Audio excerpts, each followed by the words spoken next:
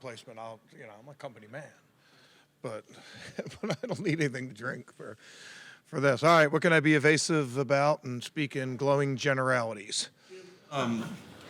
Obviously, you talk about Joe, we talk about the receivers, but what has Chase Brown added to what dimension he sort of added to that Bengals offense? Yeah, he gives them a big play running back. The guy's got good speed. He's developed every year he's been there. He's earned trust. And, they've been a bit of a one-dimensional team over the last couple years. Look, there's a big disparity in their rankings and in passing game and rush game, and I'm sure they want to rectify that. So he's a big part of that. They brought in P. Ryan to be in protection in some third down situations, and he's good in the passing game. And they drafted a guy too, so they've made a big commitment to the running game. Has two new starters on the offensive line, like the Bengals. How much does that factor into your game plan?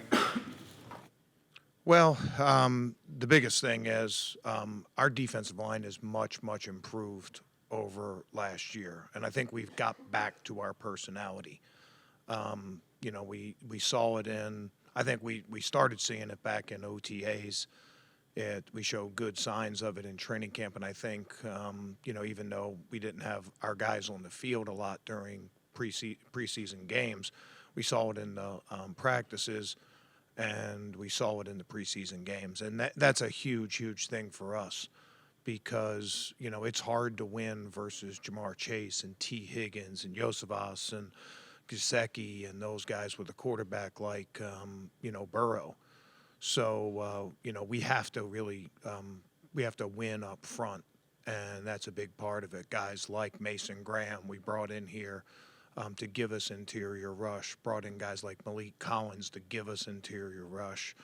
Those are big things. We know they can help on the outside part of the field with guys like Miles. They can chip. They can leave tight ends into protection. But our ability to win inside in this game is going to go a long way to coming out with a win because the ball comes out so fast and, shortest distance between 2 points, straight line, and those guys are closer to the play. So those guys need to step up for us. They need to win those matchups. And, when we play our best, our D-line leads us there as our engine. I know before the summer you talked about Mason and some of the growing things with him and getting him in the system. How do you think you guys navigated that, and how do you feel going into this first NFL game? Yeah, I'm cautiously, I get maybe cautiously guardedly optimistic because I haven't really thought about that in a while, particularly the way that he played against the Rams, the way he practiced against Philly. I think it's in his body now. We see the quickness. He made a big effort to change his body type to be a little bit more lean and dropped a little bit of weight, but his movement skills have been outstanding. He's really good with his hands, and he just has really good instincts. So, I'm guardedly optimistic. I think there's always a tendency to sometimes regress in the heat of battle, but I think he's shown that he's got it in there, and I was very encouraged by what we saw in the preseason, particularly, like I said, particularly Philly and then the Rams game. On the move and inside, third obvious passing. But is Mason Graham a pretty much three-down player for you? Well, we'll see. We have a lot of different rush groups. We'll have some rush groups where we have three defensive ends. We'll have some rush groups where we have two defensive tackles in there. I won't talk a whole lot about the matchups, but we also have different outside rushers. We have guys that are more power, guys that are more speed, and we're going to try to use all those guys in different roles and, just a little bit like a pitcher with different pitches, just keep throwing different things out there and keep them fresh and keep them in good position to, sort of wear out the opponent. The one constant on pretty much any third down that we'll have, 95 will be out there. But after that, we'll have a lot of different things. And, I think that all those guys deserve chances. They've all shown that they can win. They all have a little different skill set, and I think that'll benefit us. Carson has been making such a big impact throughout the summer. Now looking into week one, he wore the green dot in the preseason, in training camp. What makes him ready for the moment to step in there and be a leader as a rookie? Yeah, I mean, I'd sort of flip that question around and say, what makes him not capable of doing that? You know what I mean? Like, it's just every hurdle we've given him, he's jumped. He hasn't batted an eye. He has great instincts. He has great eyes for the football.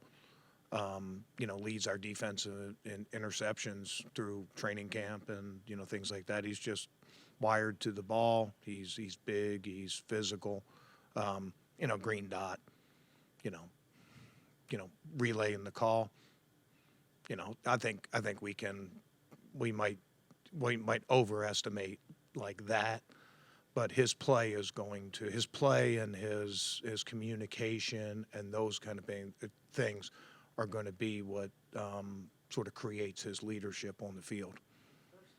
You laid eyes on Huntington. Did you think he could make this team, or did he surprise you that he made it?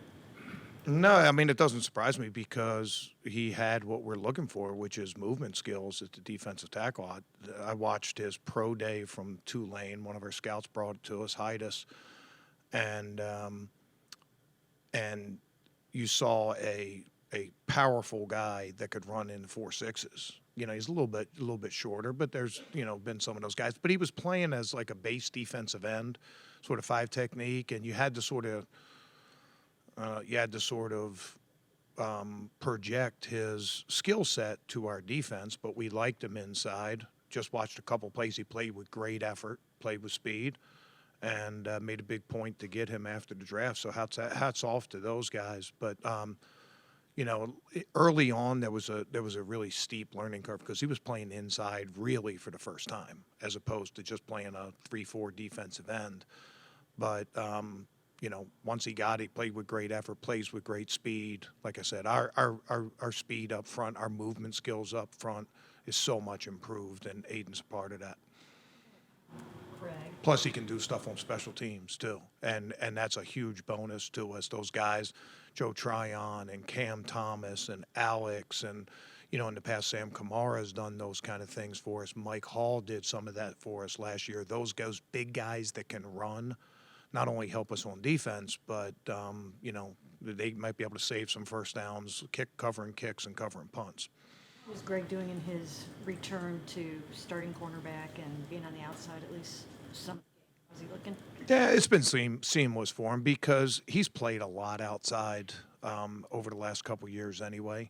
So it's a little bit more just sort of full time out there, but. He's a quality player for us. Brings a lot of energy to us. Being on the opposite side of Denzel. You're going to have some chances for some passes. He's made some big plays for us. Just in general, our secondary really needs to play well. We need to play tight enough coverage to negate some of the free access, quick throws that Burrow uses, but then also we got to win a lot of one-on-ones. When you give him one-on-ones, he trusts those receivers, and it doesn't matter if it's Jamar Chase. It could be Gesicki. It could be Yoshivas. It could be any of those guys. Burton. If you're on the field, he trusts you, and he's going to throw it on those one-on-ones. So, a lot of people look at that matchup up front as being key to this game. That matchup outside is just as key. Not number one, defending the pass, but then number two, getting those guys tackled. Because Jamar Chase once he gets the ball in his hand, he's like a running back, very, very strong. Higgins is a strong runner after the catch too. So we have a lot of respect for those guys. It's going to go hand in hand. Hopefully our pass rush can help our defensive backs by making the ball come out a little bit quicker than they want it to, and hopefully our defensive backs can make the quarterback hold the ball a little bit longer than he wants to, and buy some time for our rush. You said that Carson has cleared every hurdle. I don't know if you ever had any reservations about handing him as much responsibility as you're giving him. Did he put you at ease at any point this summer, though, just in the way he was taking things on? I've had a lot. Like I said, when I was at Buffalo, I had a rookie, Preston Brown, that was similar. He was a third or fourth round draft pick. I can't remember which. Played almost every snap on defense. That guy had like led the NFL in tackles for like 3 years in a row. But he just had a similar demeanor, and nothing was too big for him. Went out and just did his job, earned the respect of the other players. It's one thing earning the respect of your position coach. It's earning the respect and the trust of your coordinator. But just as important to that is earning the trust of your teammates. And I know our guys have a lot of trust in him because of what he's done on the field and in the classroom. And I was haunting the hallways here late one night and looking for some snacks, and went into the linebacker room, and he was in there watching film. So it just that kind of stuff earns your trust, not just as a coach but also as a teammate. From 1 to 10, you kept 10 D linemen. Is that your strongest group in your 3 years? Well, yeah, we'll see, right? But I think they have the makings of that. I think one of the biggest things is we're able to play a true form of attack now because of those. And we have improved players. I think Isaiah McGuire had a good year last year. I think he's improved over that. Alex is as good as I've seen him. Guys like Cam, adding Joe Tryon, a lot of speed there. Defensive tackles, getting some young blood in there. I think we have the makings of it, but when it's all said and done, we got to prove it on the field. I like where we're going, but let's not crown them just yet.